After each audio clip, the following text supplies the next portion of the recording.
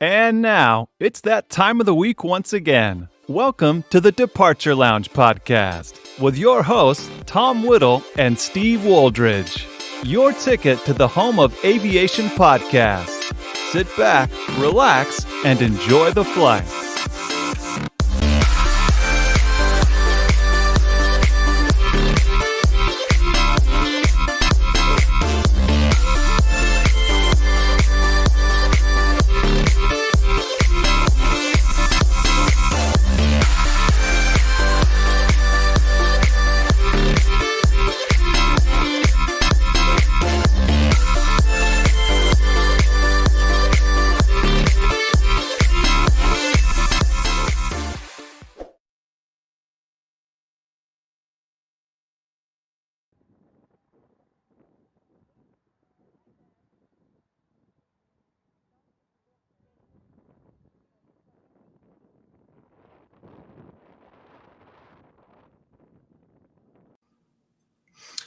Good evening, everybody, and welcome to the Departure Lounge podcast here on the Departure Lounge YouTube channel. We are live on a Sunday. Why is that? We're hosting a very, very special show where we basically are interviewing and wrapping up our Pilots Week with a very special guest, which we'll get on to shortly. We're here for an hour, so we're going to try and fly through this as quickly as we can. I am Tom Whittle, and joining me this evening is, of course, the wonderful Stephen, I've never called you that, Steve Woldridge. Yeah. Steve, good evening to you. How are you? Yeah, no, thanks you for using my full and official title. Very much appreciated. It's only really my mother that calls me Stephen if I'm in trouble. So, I appreciate my official birth title. Very nice. How are you doing now? You good? Yeah, not too bad. Knackered because I've literally about 20 minutes. Oh, God, that's the wrong one. Literally about 25 minutes or so just got back from obviously being in London. So, yeah, knackered, but I'm all good. You good? Yeah, no, we raced you back. We'd been up Heathrow today and we had a brilliant day. I met Isaac there because I was sort of up that way and yeah, absolutely fantastic. Got to see the new ITA livery, which if you haven't seen it in person yet, absolutely beautiful. Amazing. Excellent. Also, 50th episode, Steve. Let's Yay. do it. I can't do it. It's stuck. Damn it. There we go. Yeah, it does stink. We'll go for one more. Congratulations, Tom. I know a lot of hard effort and work is. Oh my God, that was loud. Yes. I was just saying, congratulations. A lot of hard work and effort has gone into getting to this point. Like even obviously before me, there was a good number of episodes, and yeah, it's a privilege to be a part of it. It's a privilege that people still tune in to listen to us waffle on, and we appreciate it beyond words. That's for sure. Absolutely. Yeah, thank you to everybody. We'll get to that at the end. Also, with us this evening is not Ian, because Ian is otherwise preoccupied this evening. So we're going to immediately bring on our guest for this evening. Flies for a low-cost airline. It is, of course, Oliver Grainger-Williams. Ollie, welcome to the show. Thank you for coming on. How are you? Yeah, very good. Thanks, yourselves. Yeah, not too bad. Thank you. Not too bad. Yeah, really good. Thank you. Yeah, thank you for joining us. We really appreciate it. No worries at all. I'm just going to get rid of this stuff here. Yeah. Anyway, so Ollie's here with us for an hour. We are here till at least about 8:20. So if you have any questions for him, do get them into the chat straight away, and we'll get them answered as we try to fly through this episode. Very quickly, we're on social media, so do have a look on the in the description below for those. You know how this works now. Just have a look at the descriptions and everything else. But let's get into this evening's show. So, Ollie, just quickly introduce yourself to everybody who sort of might not know who you are. Yeah, sure. So I'm Ollie. I grew up around Gloucester. I'm 22 years old, currently a commercial pilot in one of the most popular airlines throughout the UK. Been flying for about a month now. Been with the company. Started training back in 2018. And yeah, that's kind of my story in basic terms. Yeah, fantastic. What you've always had that sort of will and that bug to get into aviation? Yeah, I mean, I've got a family that has centered itself around it quite popularly. So my dad's also a pilot. My mum was an air hostess back in the day. She now works as a manager for a leisure centre. And then, yeah, I've got other family, got godparents that are in the airline industry. So it was definitely sort of an industry that I knew a lot about when I was young. and got a good idea of, and that's kind of where the flair came from, I guess. I like the whole idea of getting paid to go and see the world. So no, absolutely. So when you started your training, what was the first sort of aircraft you were going up in and that?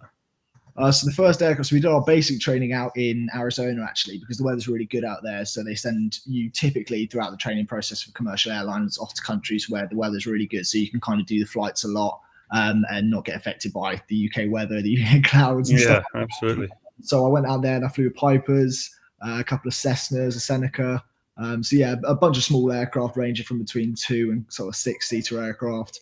And then, yeah, you build up from there, really. And I went through a course where it's called the NPL scheme. So there's different licenses you can get. And the NPL scheme focuses heavily on simulators and cross-cockpit communication. So we do a lot of our work actually in training through the simulators on jets and then building up to the Airbus, which is what I fly at the moment. Yeah, no, fantastic. So how long typically were you out in Arizona for that sort of aspect of the training there? So yeah, the course that I was on specifically, we were meant to be out there for 3 months. I ended up being out there for 4 months just because of like training, things like that. Sometimes the tarmac got so hot because of the Arizona sun that you couldn't fly. So that pushed the schedule a bit. But yeah, 4 months I was out there in total. But I had colleagues of mine that were out there for up to a year. So it can really stretch depending on which license you go for, which airlines you choose to do the program with. So. Yeah, I think if someone sent me out to Arizona, I'd be stretching it out for as long as possible if it was down to me. Yeah, very nice place to be. So I guess with what's sort of gone on in recent times, you sort of had to hold back a little while before you could get into the industry sort of as you wished. Yeah, you're right. I was meant to start with the airline 2 years ago. So back in February 2020 was meant to be my initial start date. And obviously that was the time where the real restrictions came in place across the UK. We sort of had a hint of COVID in the months leading up to that, but it wasn't shown as the severity of it until really the early stage of 2020. And so, yes, over the last 2 years, I was supported by the airline, which was really nice in the fact that my job was secure. However, in such timings of the job for starting there was a big question mark around it, really. So, spent 2 years basically picking up jobs that would go in anywhere, really. Lived down in Bournemouth, which is how I met colleagues of yours and friends of yours. And yeah, kind of did anything that was going. And luckily, EasyJet back in October asked me to come back to the airline. So yeah, that was the reason why I'm now back and situated. So yeah, absolutely fantastic. Like, yeah, it's nice to hear pilots who have sort of come through the other side of it, because obviously the industry was on its knees for a good while. And like I said at the top of the show, I've been to Heathrow today, and every time you go, it's getting better and better. But yeah, if you went sort of in between the two lockdowns there, it was very, very slim pickings what you were getting at. So it must have been incredibly frustrating. And so you can do all the simulator work in the world, but it's not quite the same as it is sort of flying the real thing and whatever. Over the 2 years we were part, a lot of pilots went into currency programs to keep their licenses afloat. And they were simulator hours throughout the course of the last 2 years. So I was able to keep my license current and still do training when necessary, which was nice. And yeah, as you mentioned, even coming back to the airlines now, you even fly in the airspace and there's less traffic. Certain airports have stands that are closed just because they're not in use, or runways closed because they're not in use. But we are definitely starting to see everything open up again, which is really positive. So yeah. Yeah, no, certainly. I flew recently out of Gatwick, and I was quite surprised that only one terminal was operational and that. But hopefully, come the summer, we'll be back to something like we used to. Yeah, I agree with you. I base myself out of Gatwick, so I know what you mean. One of the terminals is closed as of current. But yeah, as I said, there's definitely plans to get everything kicked off again. So no, it's good to see. Yeah, so sorry, go on, Tom. You were saying, mate. No, I was just going to say. So in terms of obviously, having qualified and everything else like that, how do you get into the process of that for anybody that might be watching, that might be sort of thinking that they may want to sort of have a crack at it? Like, what's the process you go through in order to sort of get your foot in the door, sort of thing? I mean, there's plenty of different ways to do it. The way that I went through is initially I was growing up and being told that you had to do certain A levels or certain degrees to get into the companies. However, I was actually at college, and I did focus my education towards sort of pilot-related things. So physics and maths is what I studied. But I was in flight school with people who hadn't even got certain GCSEs or A levels, and they'd found different routes into the airline. But my way was, as I came out of, actually when I was in college, you can either apply to flight schools or you can apply to airline programs. And I applied to a specific airline program that not sponsors you to go through the process, but what they do is they guarantee you a job if you're able to get through the flight school. Okay. So yeah, certain airlines have got schemes where you apply for them specifically, and then you get entered into a pool of people who go through certain assessment days. So I had 4 assessment days to pass, which were a mix of cognitive tests, a psychological test, things like maths and physics, simple tests, and then airline specific interviews. And yeah, you kind of go through those processes, and if you complete each stage, you move forth. And that's the way I did it. So I went into flight school with an airline that said to me, once I finished, I was able to continue straight on with them with a job, which is fantastic. Or you can go through flight schools, and as I mentioned, go the other avenue where you apply specifically to the flight schools and pay them the money to go through the process. And we refer to them as whitetails in the students, because the idea is when airlines go through the manufacturing line, they get built, and the actual, as you mentioned, the ITA livery and stuff, and other companies get added right at the end. So until that, you've got all these aircraft that have got all the services that are completely white, and we call them whitetails because they don't have the aircraft's, of course, logo, the aircraft skin. And so yeah, they go through the process, and then at the end, they then apply to the airlines with their grades and their licenses under their belt. Oh, yeah, fantastic. So, just sort of going back a little bit, after your training in Arizona, you ended up back in England. You were telling us at Oxford. That's correct. Yeah. So I started the process in Oxford, and I went through 7 months of doing ground school. So that's where you get your ATPL exams. It's a series of 14 subjects spread over the 7 months where you do, well, at the school that I went to in Oxford, we did 7 in the first sort of 3.5 months. Then you do your tests, and then you do the other 7 in the next 3.5 months. And then you do your tests again. And following that, went out to the States, did the basic training, and came back to Oxford. And that's where I started the simulator work. So along with flying dual engine back in the UK, we also went on to the CRJ simulator, which is kind of an initial jet to sort of get your training up with. Really nice aircraft to sort of simulate and fly. And I did about 90 hours as pilot flying and 90 hours as pilot monitoring to get my licenses on the CRJ, which, yeah, as I said, just opens you up to working with multi-crew fashion, sort of captain and co-pilot, even though it's 2 students at the same time. And yeah, that's the process you do in Oxford when you come back. And then I finished my training in Gatwick, where you do your specific type rating in your A320 simulator work. Yeah, do they still put you through the in the G-force plane, like the Vomit Comet or whatever it's called? Did you have to go through that? Yeah, so you have to do upset recovery training.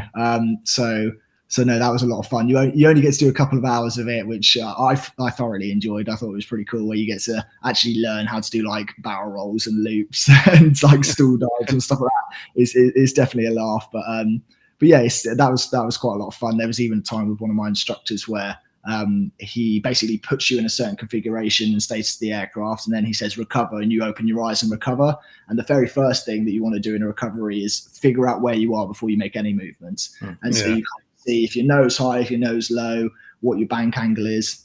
And we've done it a couple of times and it had gone quite well, and he thought he'd try and test me. So he actually, I don't know how I didn't feel this because I was quite well strapped in, but he moves the aircraft around a lot, so you get disorientated while your eyes are closed. And then he actually flew the aircraft upside down, perfectly upside down.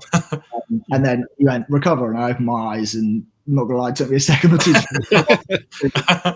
but no, that was a lot of fun. So yeah. Oh, yeah, it sounds a good way of discovering whether you liked breakfast going down and back up. That's for sure. No, you're totally right. There was definitely plenty of pilots that went through all the process in Arizona, flying fine, and then they came back, and we actually did the upset recovery in the UK. Some of them couldn't quite stomach it. So no, I know we spoke to a pilot a good few weeks back now, and he said that the first time he sort of went inverted and did a loop to loop, it really bothered him. Yeah. And it took him a good while to sort of acclimatise to that sensation of being obviously the wrong way up, and the controls suddenly mean everything differently, of course, when you're not the right way up and whatever. Yeah, no, you're totally right. Obviously, in a commercial airliner, you rarely ever experience more than, I think the maximum that the aircraft can handle is up to 2G in normal law, we call it, and to minus 1G. So that barrier doesn't really change too much in terms of your like bodily feeling. It's kind of like driving a car going around a roundabout at maximum. So it really isn't too much of a strenuous on the body. However, in the upset recovery, you can go up to 8G at times. So that's when it really gets quite intense. And it definitely is a different feeling to what you're used to. Yeah, I think if you go in inverted in a Airbus or a Boeing, things are going to go very wrong very quickly. So I think the G's the least of your worries at that point, isn't it? Yeah. Appreciate it very much. So was that the most sort of fun bit of the training? Is that what you sort of look back with the fondness? Because it's obviously something you won't get to experience too often unless you particularly go up in that aircraft. I mean, there's a few highlights throughout the training in total. That was definitely one of them. I think my favorite day throughout the whole process was my base training. So I went and did base training in Barcelona. And this was actually right at the beginning of COVID because they didn't know if we were going to come back quite soon or not. And they decided to get us out and do our base training anyway. So I went down to Barcelona with a few colleagues of mine and we did our base training flight, which is long and short of it. It was an A319. They got 8 of us pilots on board with a couple of training captains and a safety pilot. And you flew over to Ledra Airport and just do touch and goes all day. And it sounds like something that maybe after the 6th or 7th touch go, you feel a bit off. But it's just a lot of fun really being in one of the aircraft that's just completely empty. It's never a typical feeling. And yeah, just spending the whole day with a bunch of colleagues doing your very official like landings. That was probably my highlight overall. Yeah, you see these TV shows sort of regardless of what company, and you've obviously got student pilots doing these landing and touch and goes and that. And I suppose in your mind you probably think who's going to do a good job and who might be slightly different, but there's plenty of go around, isn't there, at the last moment and all that kind of business. It must be fairly hairy. And I guess the first. So as I was saying, we kind of everyone goes through the process. So you do what we did specifically was 7 touch and goes, one of which turns to a go around, and one of which is a full landing. So that's the process you go through, and the go around is typically the one just before your final landing. But at the end of the day, as I'm sure you're both aware, if you're flying an aircraft, safety is the main thing. So if you do need to do a go around at any other time, it's what you need to do. And actually with myself, a lot of other pilots have gone through, and as you're saying, we were judging each other and taking the mick, saying this person was better than this person, or this one. If somebody goes to land on the full landing and throws full reverse on, everyone smacks their head into the chair. But no, actually on my one, I'd done 3 of my touch and goes, and they went quite well in my opinion. And then on the 4th, on the downwind leg, I actually had to orbit the aircraft because there was a Cessna that was coming into land anyway. So I was orbiting the aircraft, and we did that probably about 8 or 9 times. And you get into a flow of doing these touch and goes where it kind of one after another, and it comes into quite a smooth motion. But suddenly throwing the orbits in there, I was a bit not behind the aircraft, but I wasn't as like in the move of doing the touch and goes. And as we came round to do the base leg and then onto the approach, I ended up finding myself quite high, and you try and correct for it, of course, within stable parameters. Above 1,000 feet, you really want to get on profile. And I was about crossing over between 1,000 and 800, and I was just really high. So we ended up doing our go around early, but all the guys were sat in the back of the aircraft expecting one more before we did the go around. And at that point, I stick on toga thrust and pin us into the air, and everybody's like standing up, grabbing their food out of the microphone. But the instructor said, "Oh no, you made the right decision doing the go around then. So I'll sign you off for the go around, and we'll just do another touch and go before your landing." So yeah, nice. It went well overall, but yeah, it's definitely a good day out. Yeah, that first time you like nail a landing on an Airbus or whatever, it must have been such a kind of you got to act obviously cool in front of the instructor and go, yeah, I can do this, but inside you must have been like, yes, come on. You're right. Even after the last 2 years, I came back into the company, as I said, a month ago, and we went and did kind of a second base training, but we only did 3 touch and goes before landing. And so we were all there, like we've been in the company technically 2 years, and we've obviously done all this before, but because you're out of the loop for a bit, we didn't know how we were going to do all coming back. And on the first day, actually, we did it over 2 days, and we did it down in Girona in Spain. And the first day they got 8 of us through, and I was meant to be on the first day, but because they took a bit longer with some of the guys, I actually came back on the second day and did mine. And as we were going through, as I said, you kind of sat there, you're on the approach, you're really hoping it goes well. And it did go very well, to be fair. But it's weird how similar it is to the simulator, because that first one, you kind of sat there flying the aircraft. And as you're aware, simulators are very realistic nowadays. They've got the motion activated, they've got the surround screens, they've got the all warnings and stuff. So the actual disparity between the aircraft and the simulator is actually very minor. So you're kind of flying, and then all of a sudden, when you're on that approach and you're coming towards the ground, your brain kind of goes, "This isn't the sim. This is it is really that realistic." And the only difference is sort of part of the G force that you feel, because you can't feel any G in the sim, but it can do the pitch motion and the bank motion. But yeah, when you have those first couple of landings and they go well, you've definitely got a bit of a grin on your face, and then you're kind of doing the downward leg, just grinning with your shades on. Very small fist. Right. Yeah. It's a lot of fun. And you get to strut back down the aisle to your seat when watch someone else have a crack at it. What we did was we all lined up outside the flight deck door. So as they came out, we all clapped them out. If it was something too well, we'd go, "Oh, no, I'm joking." It was definitely a lot of fun. Can't be a bit of friendly competition. Oh, of course. Who's the best on board, sort of thing. So, yeah.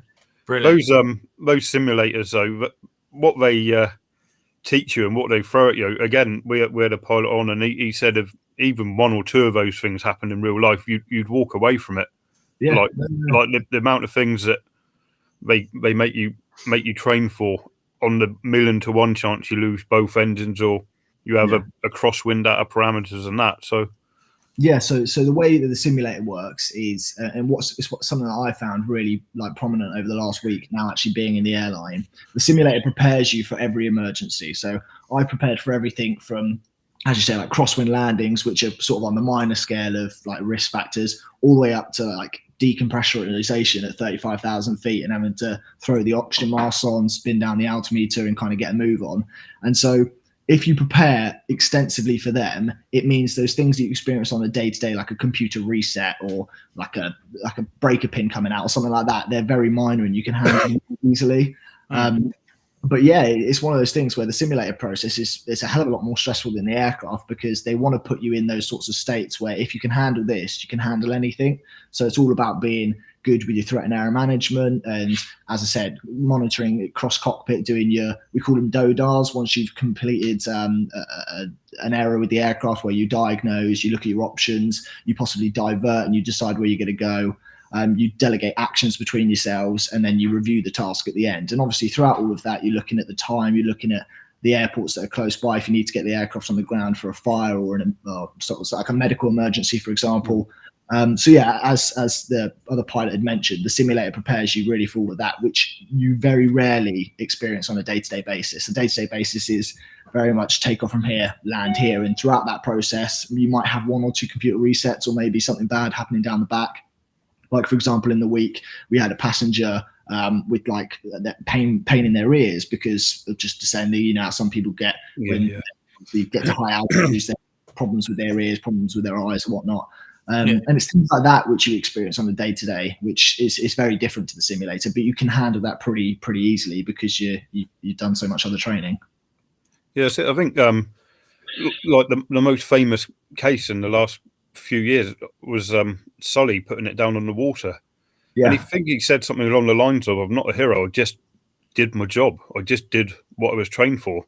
And like, obviously what he did was incredible, but yeah, his opinion was, "I just did what I've been shown to do." Like, like it's humble, but it's sort of true at the same time, of course. No, you're entirely right. The situation that I've taken from that case study is, even though he followed the procedure that he's trained to do, kept a cool, collected head, Sully in that environment did something that wasn't actually trained for, which was what I think a lot of people saw him as a hero about, because nobody had ever even simulated losing 2 engines at that sort of altitude in a high density area like it was with high buildings and stuff. So the way he kept a cool, collected head and still went through the motions of understanding what situation the aircraft's in, what systems he's got available to him, and what resources he can use, that was very impressive. And I do highly respect him as a pilot for that, and every pilot does. But he is right. You train for all of these scenarios, but the very basic level of it is safety is a priority. And then CRM, which is crew resource management, where you look at what you've got available to you and you look at the status of the aircraft and then you act accordingly. So that's what you get trained to do. And whether you get put in this specific situation that you end up handling once in a blue moon, that's very unlikely, but your processes are still the same. So yeah, no, absolutely right. You don't wear the seatbelt in your car expecting to crash. Exactly. No, you're entirely right. That's it. I'll just run through the comments while we've got a little pause here, Tom. We got Jack Rolls, who's congratulating the show on 50 shows. He is. I've put the wrong thing up. Yeah, that's fine. Yes. 50 episodes. It's quite surreal, actually, to think that we've actually come this far. But yeah, thank you very much. Yeah, absolutely. Next up, we got Simon, who says Ollie is a very fast rugby winger too. Appreciate that, Simon. And finally, my brother's joined in to say buckle vision, and that's because my little bear, when I was a little boy, fell down, so I stuck him on my bed. So here's buckle, everyone. He's watching the show tonight. He can stay there. Yeah, fair enough. Thanks, Steve. Yeah, no, you're welcome. Have you got any questions for Ollie while you're watching? Stick them in the chat, and we'll get them asked for you and that. Yes, fantastic. I was going to say, obviously, we spoke sort of back end or beginning of last week. Obviously, this week was your first sort of week of flying paying passengers for the first time. How was that for you? It was a lot of fun, to be honest. It's very surreal when you're sat there in the flight deck and you turn around and you see the cabin crew welcoming all the passengers on board and they're all sat in their seats. And at the end of the day, it is a service that we provide, so that they're paying customers. We've got to get them from A to B. And although that doesn't change the way you do anything in the flight deck, it alters your mindset to sort of go, okay, they're as much of a priority to handle as the aircraft. Mm-hmm. So even though the cabin crew's main focus is to be sort of the face-to-face of the passengers and deal with them like from first hand, we also try and get involved and help out where we can and help enforce certain rules or whatever if that's something that's going on. But yeah, as you say, it's a very surreal feeling to see them all get on board, and it's also satisfying when you land at your destination, you see them all getting off and saying thank you and stuff like that. Yeah, it's definitely a great feeling. Yeah, I suppose you become more aware. Like, obviously, you've got protocols if you hit a patch of turbulence, but when you've got 150 people behind you, obviously it becomes imperative to go through those checklists, absolutely perfectly, adjust your speed, adjust your altitude for passenger comfort and safety and whatever. Comfort is a massive thing. So, for example, when you're in your training, you want to be hitting the centre line perfectly every time and taxiing perfectly on the centre line. However, when you're actually operating, when you're going over all those centre line lights, it's actually not too comfortable for the passengers in the back. So we try and offset ourselves ever so slightly for passenger comfort. And there's little things like that come into it, which come from an operating mindset rather than a training standpoint. And yeah, as I said, there's plenty of other things. You see clouds coming up and you might switch the seatbelt signs on because you might experience turbulence if you're having to go through cloud for any reason. And yeah, all of those sort of things. It's nice touches to make it all the job at hand. Yeah, I think it goes like, obviously Tom and myself are passengers rather than anything else when it comes to aviation, but I think it goes largely unnoticed as well. Just how much you do to ensure we get to where we get as comfortably and obviously safety is priority as possible. Yeah, no, I see what you mean, but at the same time, us as crew, this is our jobs. We do this sometimes 4 times a day in terms of going from A to B and then B to C and furthermore. Yeah. But yeah, at the end of the day, there's a lot that goes on in terms of an operating crew, especially managing ATC, managing airways, watching out for other aircraft, and always trying to fill your slots and stay on time. Staying on time is obviously the most imperative thing. As you're aware, as a passenger, you never want to get somewhere too late. You hate turning up at the airport and seeing a delay on your flight time. So things like that, which we try to stick to as best as we can. Sometimes it is stressful to do so, but yeah, we try and do our utmost to make sure that those things are met as a basic level once we've got past handling the aircraft itself and the safety of getting us from A to B in one fashion. So yeah, and obviously Gatwick, there's a lot going on with Heathrow just above you, and obviously you got Stansted, Luton, and that. There's a ridiculous amount of traffic just sitting there today. The amount of contratrails going over it, as well as the Heathrow traffic and the Gatwick traffic you didn't even see, is incredible. So yeah, you've got ATC and yourself to be so on your game, especially around London area and that. Exactly. So I like the fact that I've been based here for my first proper commercial job, just due to the fact that you can base yourself somewhere. Let's say it was further afield like Bristol, and it might be a bit quieter, and the ATC is probably not as drawn out, and you're not trying to get your calls in edgeways or get your transmissions in edgeways. So I like the fact that I've been put in an area like Gatwick, where you're nearby, obviously, as you mentioned, very busy airspace. You're right next to Heathrow. There's other things going on, and Gatwick's one of the largest operating like airports throughout all of Europe, let alone the world. And so because we fly so many different destinations, we've got crew always operating out of different stands, you do have to very much be on your game. And ATC is one of those things that's hard to simulate in training, because to sort of simulate the fact there's loads of other aircraft around is difficult to do in a general sense. And you've usually got your instructor sat there on the microphone acting like ATC, and he does 100 calls to other people. But yeah, if you can manage yourself to get used to going through those busy airspaces, going out of Gatwick and Heathrow and those busy airports, then you can sort of handle anything when it comes to ground. So actually, I went to Charles de Gaulle this week, and that is very busy there as well. And the ATC is sometimes difficult to understand people with different languages, but you just have to be on your game. So yeah, that's an interesting one. Yeah. Was that the first destination you went to then, or was it a completely different one? And my first one was Glasgow, so I had a day of, no better way to start, Glasgow and back, and then just back. And yeah, it was a lot of fun. It was still kind of coming off the edge of the storm as well, so there was still winds and risk factors going on. And then the following day was Charles de Gaulle and Belfast. So yeah, I had a couple of busy days, long days, but good days. Yeah. How far in advance did you know about sort of where you were going? And so you sort of saw that your first flight was Glasgow. How far in advance was that? Was that sort of on the day or a week before? Or? So I found out 2 weeks. So your first 50 sectors in the airline that I fly with, basically they're referred to as your line training. So you've got a very experienced line captain next to you, and you're there in the FO position, and you fly throughout the procedures. And it's more so just getting you into that operating sense. So we only found that out once we finished the recurrency training that ended a couple of weeks ago. But the way it works typically is on the 17th of each month, we find out our roster for the following month. And that lays out everything. So I know my roster now for next month.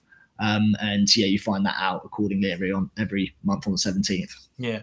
Knowing obviously, knowing the how sort of easy it is to kind of get that sort of knowledge as to where you fly to and stuff. Is there anywhere that you sort of know within the network where you're sort of like, kind of want to go there, or I kind of want to go here, sort of thing? Like, is there anything that you sort of want to, sort of any place that you're sort of dying to go to, or is it literally a case of I'll take anything?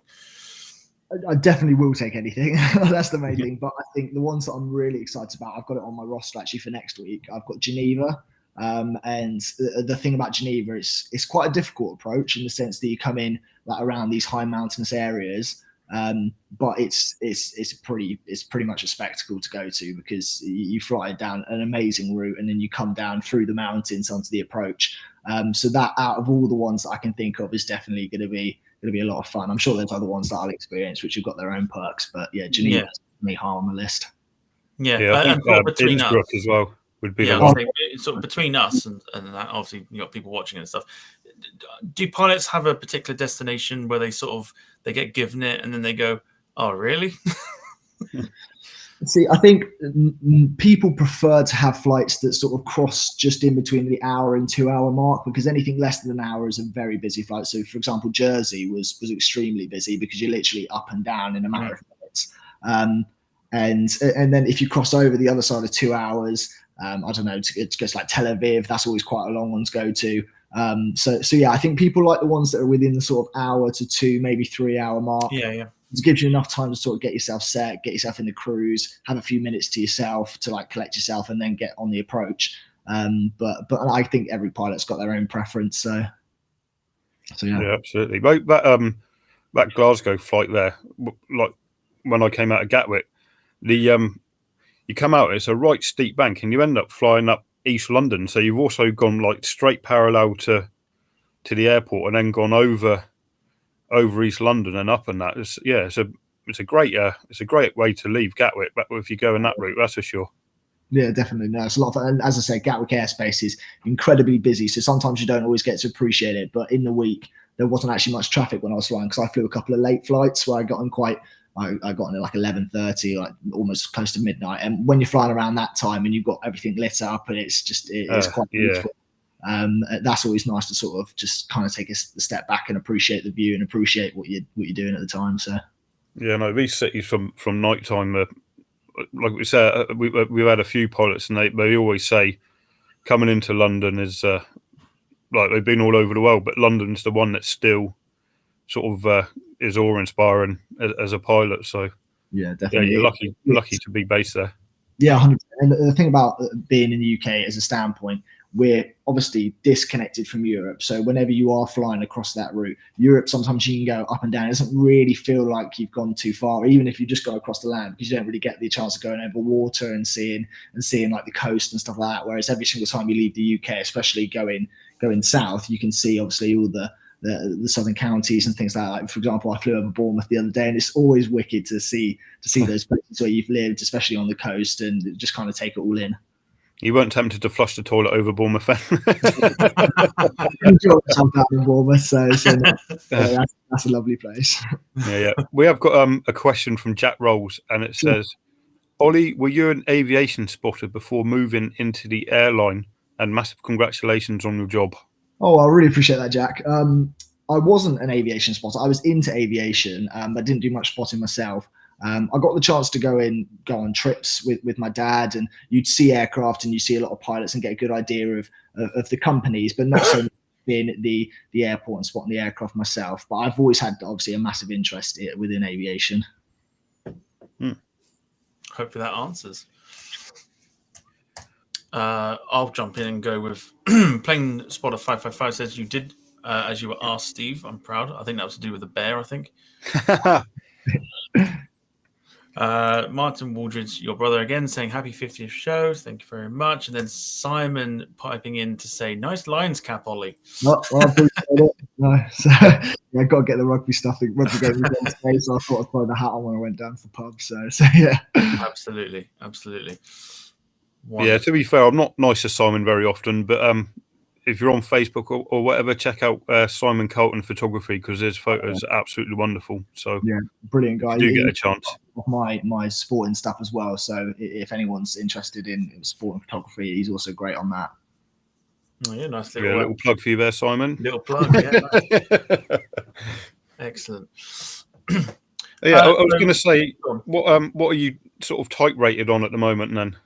So I'm type rated on the A320, but that covers the A320 family. So I fly the A319, both configurations of the A320, and also the A321neos, which are great aircraft. And so that's what I'm type rated on at the moment. Once I cross over 1,500 hours on type, then my ATPL becomes unfrozen, and I'm able to fly any aircraft building up to that level as well. Okay. Oh, yeah, fantastic. Have you got a preference out of the three yet? I've only flown I've flown both of the A320 configurations, and then I flew the A319 on my base training. I think the A320 configurations don't really change a lot, but it's a very nice aircraft, and so that's what I'm getting used to. I'm looking forward to going to the Neo though as well. I think that'll be a nice touch. Oh yeah, that's sort of preempted Jack's question there. Have you flown the Neo yet? No, he hasn't, Jack. There you go. Well done. I'll just jump in and go to Simon saying that much appreciated about the plug. So no worries at all. Obviously, flying such a small, like a smaller plane like the 320. Do you see yourself sort of in the future? I know we're sort of preempting and going, ahead sort of here, but do you see yourself sort of going for sort of the bigger planes in the future, or do you want to sort of stick around this sort of the sort of size of aircraft that you're flying now? I mean, I'm comfortable where I'm at the moment. I think it's definitely a great company and airline to be with, and aircraft to base yourself with while you're getting into the commercial industry. I've always had an interest to the bigger aircraft and like the Boeing aircraft and stuff like that as well. So it's definitely something I'd be open to. But I think what I want to do as it stands is I want to work until I get my captaincy on the type that I'm at the moment, and then look to go elsewhere potentially. Yeah. Okay. Yeah. No, so isn't it? Yeah. Sort of learn your craft and whatever, and you might be quite happy and content where you're at. Exactly. Yeah, And it also thanks. depends where you want to live in the world, because different airlines come out of different countries, and I've always been of the mindset that I might want to live somewhere else in the future. And so yeah, you do what you can from where you're at. Excellent. Yeah, So you see absolutely. yourself as quite ambitious then for sort of the future then, but sort of stick to where you are now and, let's say, learn your craft and then maybe see what the future holds, sort of thing. Exactly. I think finding my craft at a young age, I've been very fortunate to get myself in the position I am. But yeah, as I said, like, I've got plenty of years ahead of me within this career, and there's different facets you can go into, whether that's going all the way up to a training captain, or maybe even going training instructing and doing that side of things as well. Which I've got plenty of years to figure out if I want to go down this avenue. So yeah, it should be good. You know, absolutely. At 22 or whatever you are, I couldn't even tell you what I was doing at 22, but it wasn't anything quite as ambitious as that, that's for sure. Or anything ambitious at all, really. No, even these days. Comment of the night so far coming from Jack Rolls, who says that the question came in late, just like his love life. Well, That's the type of that's the type of comments we get on this show. But yeah. So just sort of anyone that's sort of watching, that's sort of umming and ahhing, just as like a final word to say, you know, a bit of encouragement and stuff. What would you say to somebody about, you know, if they were thinking about going into it, that you just need a little bit of encouragement? Like, what would you say to them? I mean, it's one of those things you've got to really throw yourself into. The first 7 months of the training process is the hardest. If you can get past the first 7 months, which is very technical and head in a book sort of work, then you're made for the career, because it literally, that's the hardest part of the process by far. So I think if you are ready to do it, prepare yourself in terms of reading up on the company that you're interested in, aviation in a general aspect, and what news things are affecting aviation at the time, because that's something that's always really prominent in your work. You want to make sure you're staying up to date with the airlines and their currency. And then from there, just throw yourself in the deep end. Really, you've got to go out and apply for these airlines. There's plenty of schemes available. There's plenty of options to get yourself in the door, even if they're going through the RAF route. I know a lot of pilots who went through that and flew fast jets, and then they came over, or helicopter pilots and came over, or private pilots and came over. So there's 101 ways to get yourself in. What I do is, as long as you do the research and find the way for you, I can say from firsthand, the commercial industry is fantastic. It's a great place to be. Everybody in it is really like welcoming, and just great to be around. So yeah, it's a lot of like-minded people who've got the same interests, and yeah, by all means, reach out to me, reach out to other pilots, find out how you can get in your way, and hopefully it'll be the right thing for you. Fantastic. Yeah, no, absolutely. I know we certainly got at least one or two watching tonight who've got aspirations of getting into the industry. So yeah, it's good to hear sort of the routes in, and it's quite interesting because not one person we've ever spoken to has had the same route in as another person. Like, everyone's got a different story of how they came to be at the front of the plane. It's quite incredible, really. I've known guys that have had other careers and then moved across teachers, or I knew one guy that was a long distance lorry driver. He used to do drives from the UK over to like the far distance ends of Russia, and then back again, and he did that for years, and then he thought to himself, I fancy being a pilot now, and he got himself in a completely different way. So yeah, I know a lot of people that have had all sorts of ways into getting in the industry, but at the same time, we're all there together, and you work alongside another pilot all the time. So it's a really good place to be. I think that's the best thing about it, isn't it? Is the freshness of hearing people's stories and stuff. We said it on Wednesday when we had Alison on the show. I only forgot the name then. When we had Alison on the show, she said that, you know, there's no two paths into aviation that are ever the same, and I think that's what makes it nice and fresh to have like pilots on the, you know, like talking about how they got into it to people that are aspiring to become that, because then there's like different, it's opening up different paths and stuff. So someone might go, oh, I can't get in that way because of that, and then someone will go, oh yeah, you know, I got into it by going down this route, and then that person goes, oh right, I didn't actually know that was the case. So, you know, it's nice to be able to kind of learn that no two paths are the same.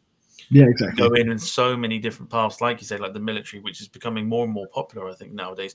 And that's the best, you know, the more common way that a lot of people are going into sort of the airline industry and things like that. And, you know, unless you study your backside off, and, you know, you put all your efforts into it, you know, it obviously pays off in the end, because you know, get to take people around the world for a living. So And you can do it at any age as well. That's another thing I want to mention. I've known people in all sorts of different ages. I was thankfully came right in at probably the youngest age. I was offered the job with the company I was with when I was 17.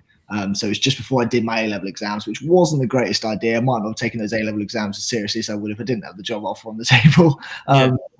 But no, I went right in at the bottom age, but I knew pilots who were in training with me up to sort of like the oldest I think on my course specifically was 48.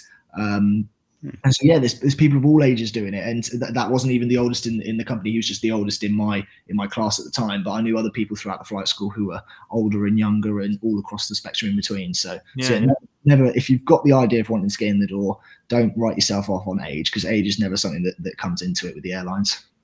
Yeah, I guess it must be quite nice at the minute as a relatively inexperienced pilot in the grand scheme of things to be with someone experienced.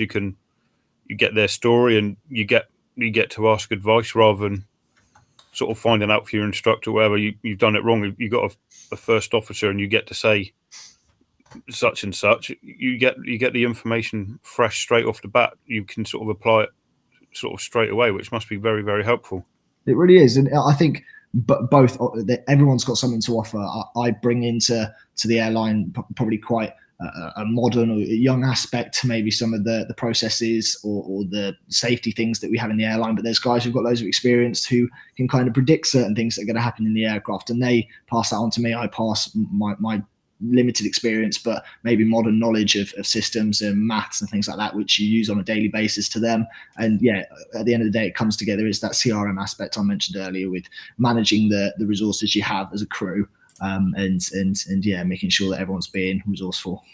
Well, yeah, it's in whoever company you fly for today or in the future. It's in their interest that all the pilots are sort of off the same hymn sheet, and the more experience they can pass on to one another, the better experience it is ultimately for the passengers, and it looks good for the airline, of course. Yeah, you're completely right. That's why at the end, that's one of the main reasons why there's multi crews in an aircraft. There potentially could be one pilot, but you wouldn't have that understanding of deciding and finding out options and splitting your actions. All those sorts of things come from a multi-crew fashion. Having two people's opinion to make a decision is a hell of a lot better than one person's, because you have more situational awareness, you can build a better picture.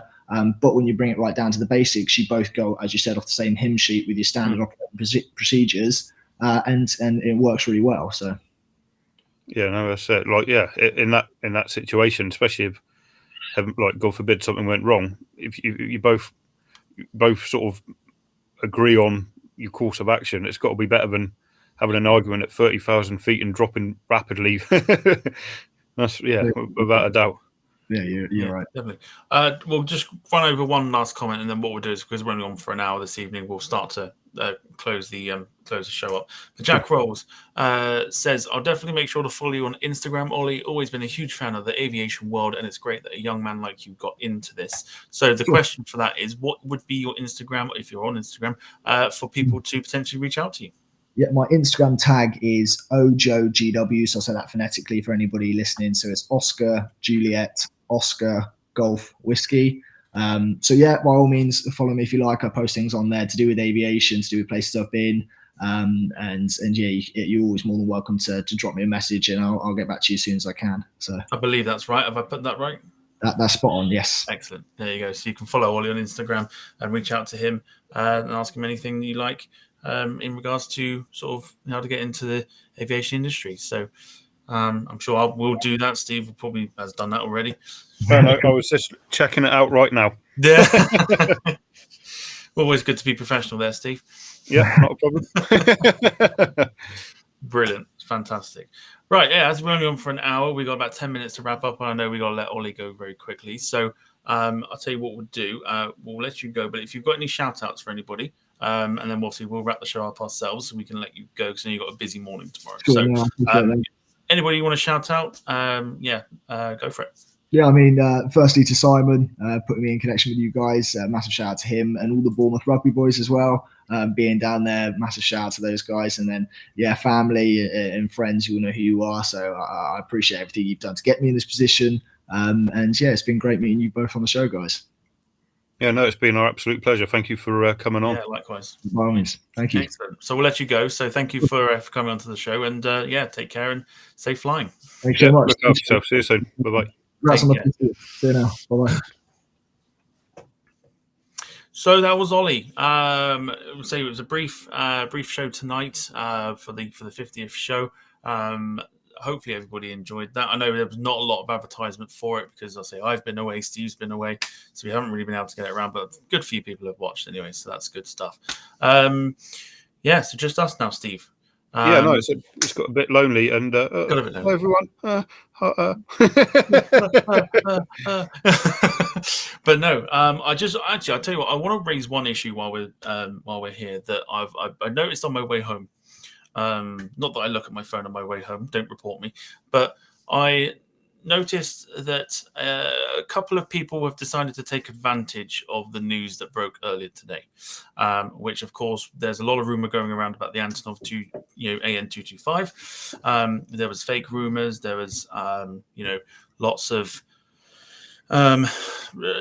fake rumors going around. And then Dmitry Antonov himself decided to come out and say, look, the plane's intact for what we know.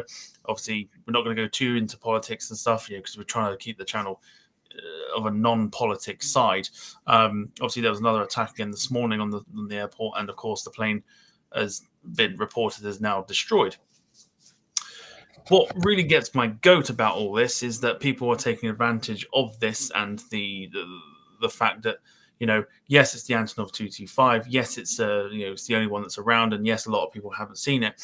But it's like, Steve, you mentioned it earlier. Whilst it's sad to lose that, it's not quite like a human life.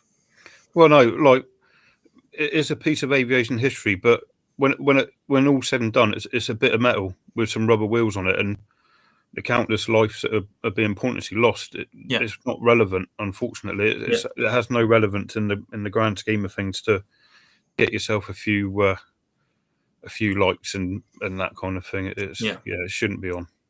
Yeah, so I think for anybody that's decided to put a video out and try to really sort of, milk this situation, I think you should all be really, really ashamed of yourselves. I think it's disgusting, if I'm going to be completely honest with you. This is a no-holds-barred podcast, so I'm going to say it exactly as it is. I think you should all be ashamed of yourselves, because I think it's absolutely disgusting that you're taking advantage of this in order to get a few likes and to get a few views and stuff. So, yeah, you need to be really, really ashamed of yourselves. But yeah, there you go. Not a bad way to end the 50th show and call people out. But yeah, Ian will be with us again on Wednesday. He's been otherwise occupied this evening. But we can tell you what we're doing this Wednesday. And we are doing an aviation-themed Room 101 special. So, for those, Steve, you know Room 101, don't you? Yeah, no, absolutely. It's for anyone who doesn't know, you just get to say everything you hate, and then the others get to either agree or disagree with you. And I dare say we'll probably be able to disagree with TAP, because I'm sure it will get a mention from up north. Yeah.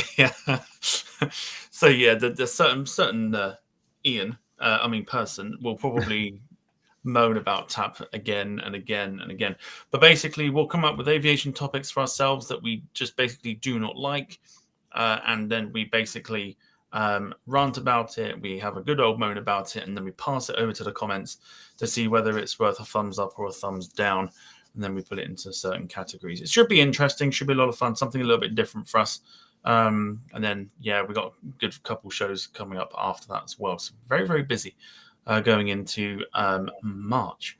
And of course, March signifies the year anniversary of this podcast actually happening. So we've got also that to come as well. I just all right, Isaac, settle down, mate. Good Lord, yeah.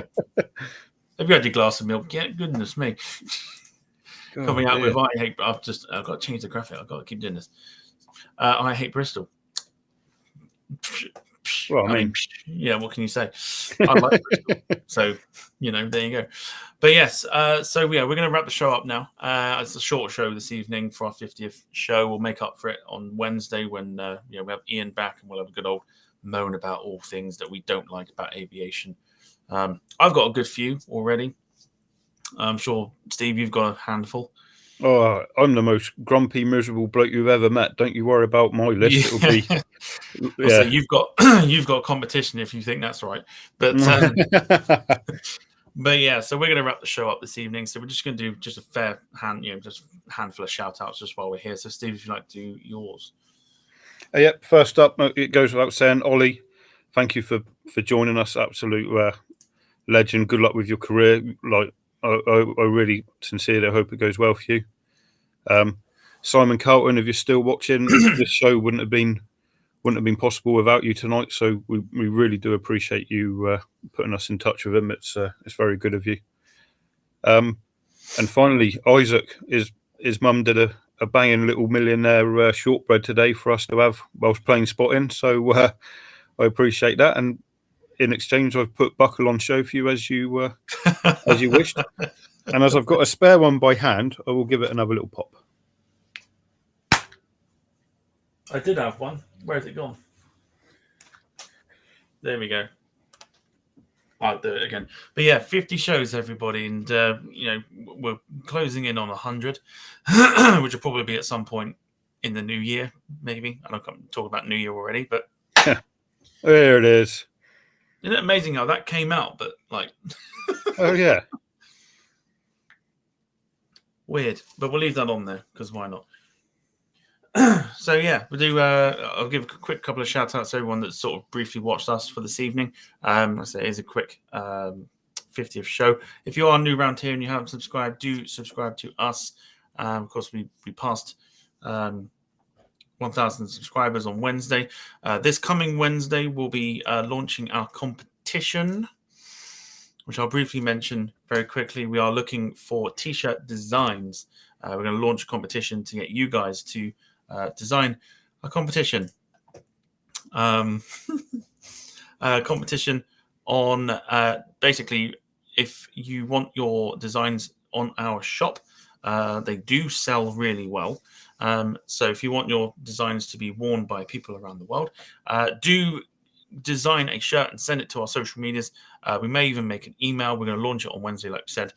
May even make an email for you to send your designs to as well. But yeah, winner gets their shirt designed and printed on the podcast shop. So that would be quite cool for anybody that might be interested in that. So get your thinking caps on and we'll launch it officially on Wednesday.